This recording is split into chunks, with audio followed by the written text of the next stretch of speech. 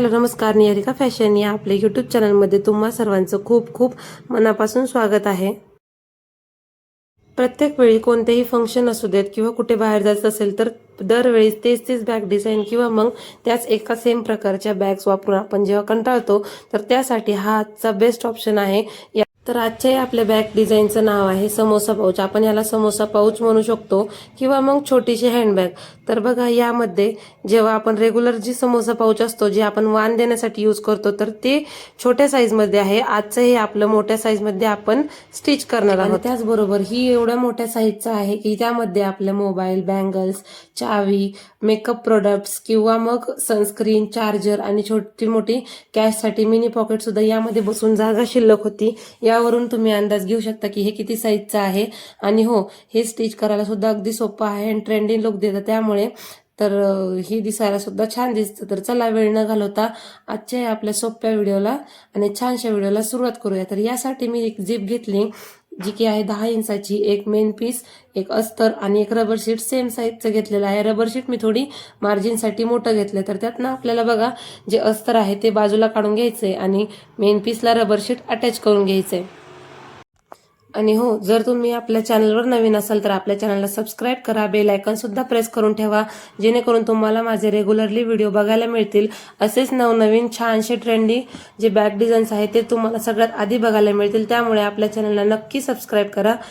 आणि तुम्हाला माझे बॅग डिझाईन कशा वाटतात हे सुद्धा मला नक्की कमेंटमध्ये सांगा जेणेकरून मलाही कळेल की तुम्हाला माझे जे बॅग डिझाईन्स आहेत ते आवडत आहे आणि तुम्ही कुठून बघत आहात हे सुद्धा मला नक्की सांगा। तर बघा, आपण इथं चारी साईडनी मी याला जॉईन करून घेतलं, जे एक्स्ट्राचं होतं ते कट केलं। त्यानंतर आता आपल्याला काय करायचंय, जी आपण झिप घेतली होती तर ती घ्यायची, पण त्याआधी याचं माप सांगते। हे जे आपण मेन पीस घेतला होता ते 20 बाय 10 इंचाचं घेतलंय, म्हणजे 20 इंच याची लांबी घेतली आहे आणि 10 इंच याची रुंदी घेतली आहे।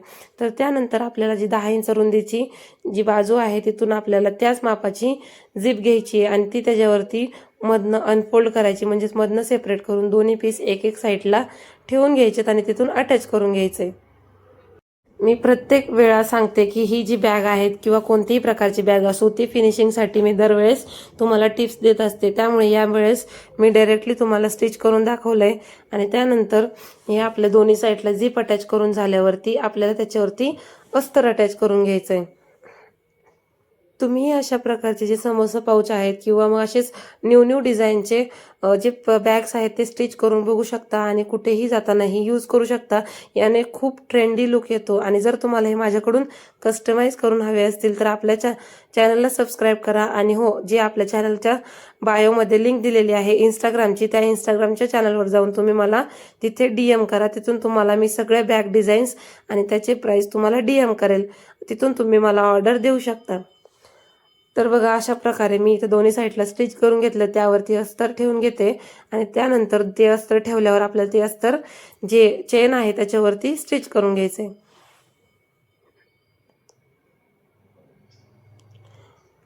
असे जे न्यू डिझाईनचे बॅग असतात ना ते कुठेही फंक्शनला गेले तर ते आय कॅच असतात, म्हणजेच कुठेही आपण जे अशा बॅग घेऊन गेलो तर सगळ्यांचं लक्ष आपल्याकडून तेवढ्या गर्दीतनं आपण वेगळे दिसतो। त्यामुळे अशा प्रकारचे तुम्हीही घरी ट्राय करून नक्की बघा। आणि हो, ट्राय केल्यानंतर कशी झाली ते सुद्धा मला कमेंटमध्ये सांगायला विसरू नका। आणि अशा प्रकारे मी दोन्ही साईडला हे अस्तर स्टिच करून घेतलं। त्यानंतर जे आपले एक्स्ट्राचं येत होतं ते इथं मी कट करून घेतलं। मी दरवेळेस थोडं एक्स्ट्राचं मार्जिनसाठी कट करून घेते जेणेकरून कुठेही आपल्याला कमी पडायला नको, त्यामुळे सुद्धा आपल्याला जे आपले बॅग्स आहेत त्या व्यवस्थितपणे स्टिच करता येतात। तर बघा, इथं मी दोन्ही साईडने स्टिच करून घेतल्यानंतर ते पलटी केलं आणि आता आपल्याला याच्यावरती प्रेस करत खालच्या दिशेने सगळं व्यवस्थित ॲडजस्ट करत इथे आपल्याला दोन्ही साईडला दाब शिलाई देऊन घ्यायची। आता दाब शिलाई दिल्यानंतर जे कडन एक्स्ट्राचं होतं अस्तर ते सुद्धा मी इथं कट करून घेते आणि ते कट झाल्यानंतर आपल्याला याच्यामध्ये रनर इन्सर्ट करून घ्यायचंय। तुम्हाला वाटल्यास तुम्ही कोणत्याही प्रकारचे रनर इथं यूज करू शकता, जे बाजारामध्ये कलरफुल रनर सुद्धा मिळतात, पण ते मी इथं यूज न करता स्टीलच्याच रनरचा यूज केलाय, कारण की ते खूप दिवस टिकतात आणि हो, ते कुठेही खराब होत नाहीत लवकर। प्लास्टिकचे रनर लवकर खराब होतात। तर इथं मी रनर इन्सर्ट करून घेतलाय आणि त्यानंतर आपल्याला ही जी आपले बॅग आहे ती उलटी करून घ्यायची, आतल्या साईडने फोल्ड करून घ्यायचंय। आणि आतल्या साईडला फोल्ड केल्यानंतर आपण जे अस्तर आहे ते व्यवस्थितपणे ॲडजस्ट करायचं आणि हो इथे आपल्याला याचा मिडल काढून घ्यायचा आहे। तर बघा अशा पद्धतीने मी ही बॅग सेट करून याचा दोन्ही साईडला नॉचेस देऊन घेते आणि आपला इथं मिडल दोन्हीचे आपल्याला मिळून जातील। आणि हा दोन मिडल मिळाल्यानंतर आता आपल्याला एक लक्षात ठेवायचं की जी आपल्या रनर आहे ती वरच्या साईडने ज्या दिशेने जात आहे त्या दिशेने आपल्याला स्टिच न करता खालच्या दिशेने आपल्याला व्यवस्थितपणे इथं स्टिच करून घ्यायचे। तर बघा हे मी नॉचेस दिल्यानंतर व्यवस्थितपणे ते मिडलला मार्किंग करून त्याच सेंटर टू जे झिप आहे तिथं हे ॲडजस्ट करून घेतलंय। आता आपल्याला बघा हे ॲडजस्ट झाल्यानंतर आपल्याला याच्यावरती हँडलसाठी एक स्ट्रीप कट करून घेतली। याचे माप आहे 4 इंच बाय 16 इंचाचं अशी ही स्ट्रीप आहे, तुम्ही कमी जास्त सुद्धा करू शकता। आणि यानंतर आपल्याला याच्यावरती 2 ते 3 फोल्ड करत ही पातळची स्ट्रॅप रेडी करून घ्यायची आहे। आता इथं आपली स्ट्रॅप रेडी करून झाली आहे आणि त्याला आपल्याला फोल्ड करून त्याचं बेल्ट सारखा आपल्याला लुक द्यायचा आहे आणि त्यानंतर ते आपल्याला स्टिच करून घ्यायचं आहे।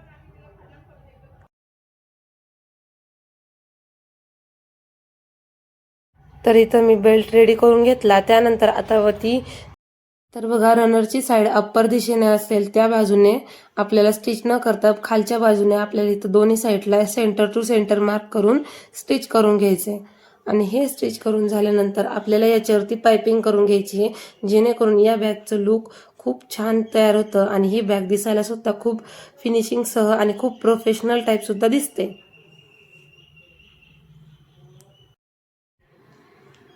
इथं मी सगळं एक्स्ट्राचं कट करून घेते आणि त्याच्यावरती पाइपिंग करून घेते, जेणेकरून याला चांगला फिनिशिंग सगळं लुक तयार होईल। आणि ही फिनिशिंग झाल्यानंतर आपल्याला याच्यावरती 2 ते 3 स्टिच करून घ्यायचे, जेणेकरून ही बॅग मजबूत पद्धतीने रेडी होते। चेनच्या दिशेने आपल्याला व्यवस्थितपणे लॉक करून घ्यायचं आहे। जर तुम्हाला माझी ही बॅग डिझाईन थोडीशी जरी आवडत असेल, तुम्हाला माझी शिकवण्याची पद्धत आवडली असेल तर आपल्याच व्हिडिओला एक लाईक नक्की करा। तर बघा दुसऱ्या साईडला अशा पद्धतीने ॲडजस्ट करायचं आणि जे चेनची बाजू आहे त्या आपल्याला बाजूने ही आपली स्ट्रॅप आहे ते ॲडजस्ट करून घ्यायचं आहे। तर बघा आतल्या साईडनं मी हे व्यवस्थितपणे ठेवून घेते आणि आपण ह्याला याच्यावरती 2 ते 3 स्टिच देऊन घेणार आहोत आणि त्याला सुद्धा आपण इथे पाइपिंग करून फिनिशिंग करून घेणार आहोत।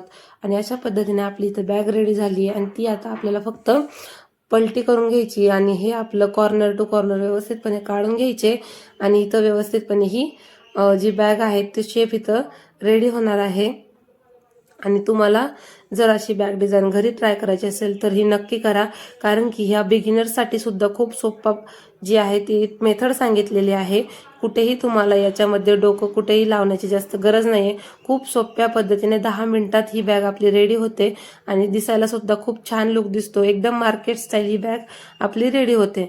तर बघा अशा पद्धतीने मी आजची ही सुंदर आणि सोप्या पद्धत तुमच्यासोबत शेअर केली। तुम्हाला व्हिडिओ कसा वाटला हे मला नक्की कमेंटमध्ये सांगा। व्हिडिओ आवडल्यास व्हिडिओला लाईक करा आणि हो जर तुमच्या ओळखीचं कोण हे असं स्टिच करत असेल तर त्या तुमच्या मैत्रिणीसोबत नक्की हे शेअर करा, जेणेकरून तिलाही अशा नवीन नवीन व्हिडिओज मिळतील, नवीन नवीन बॅग डिझाईन मिळतील आणि तिलाही त्यांच्या बिझनेसमध्ये पुढे जाण्यासाठी मदत होईल। चला मला नक्की कमेंटमध्ये सांगा बॅग डिझाईन कशी वाटली, नेक्स्ट बॅग कोणची बघायला आवडेल हे कमेंटमध्ये सांगा। आणि हो भेटूया अशा नेक्स्ट अशा छान छान सोप्या मेथडमध्ये। तोपर्यंत बाय बाय।